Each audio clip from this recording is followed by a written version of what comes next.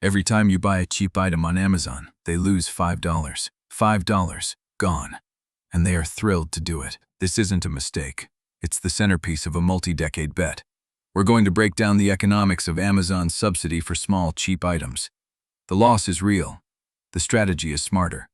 And it all traces back to a single, pivotal decision in 2005. The story starts in a garage, 1994. Jeff Bezos quits his Wall Street job to sell books online. He warns his parents there's a 70% chance they'll lose their $300,000 investment. The early bet works. Amazon grows. But by the mid-2000s, they face a problem. The warehouse and shipping cost for a $7 book is almost identical to the cost for a $700 TV. The logistics are a massive, fixed overhead. So in 2006, they unleash a masterstroke: fulfillment by Amazon. They offer third-party sellers a deal. You source the product, we'll handle the warehouse, the packing, the shipping. We become the infrastructure layer for the entire internet. Here's the part nobody talks about. FBA wasn't just a service. It was a Trojan horse. It flooded Amazon's own platform with millions of cheap third-party products, the kind of low-value items that are logistics nightmares. Amazon was deliberately making its own job harder, because the real product wasn't the item you bought. The real product was your behavior. To make that behavior predictable, they needed a catalyst. And in 2005, they launched it. Amazon Prime, $79 a year, for free 2-day shipping. It sounds simple.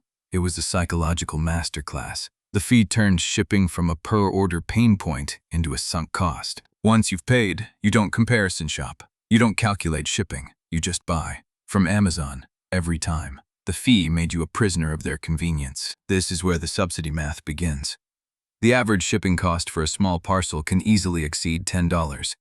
Prime members order more frequently, often cheap items. The shipping fee Amazon collects is dwarfed by the actual cost. So Amazon is losing money on almost every small item Prime member orders. They are actively paying you, in a sense, to stay hooked on their platform.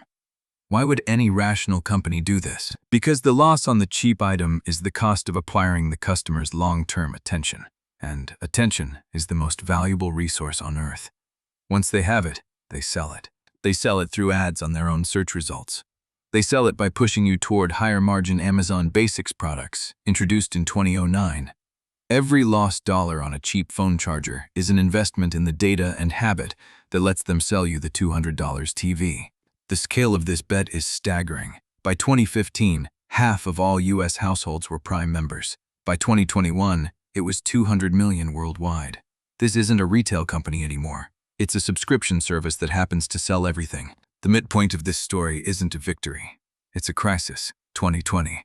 The pandemic hits. The machine almost breaks. Delivery times for Prime stretch to a month. The hidden subsidy suddenly has a very visible cost. Amazon's response? Double down. They hire 100,000 workers in a single month. They install mini fulfillment centers in cities like Dallas and Phoenix to slash same-day delivery. They don't retreat from the loss. They absorb it deeper. But here's the pivot nobody expected. The decision that cemented their dominance wasn't about logistics. It was about control. In 2017, they bought Whole Foods for $13.7 billion. It wasn't a grocery play. It was a logistics play. A physical network of 500 urban warehouses disguised as supermarkets. The subsidy now had a new, efficient outlet. This is the second-order effect. The initial subsidy for cheap items forced them to build a logistics network of absurd scale. That network became their ultimate moat. No one else can afford to lose money like this, and they keep raising the price of the key. Prime went from $79 to $99, then $119, then $139.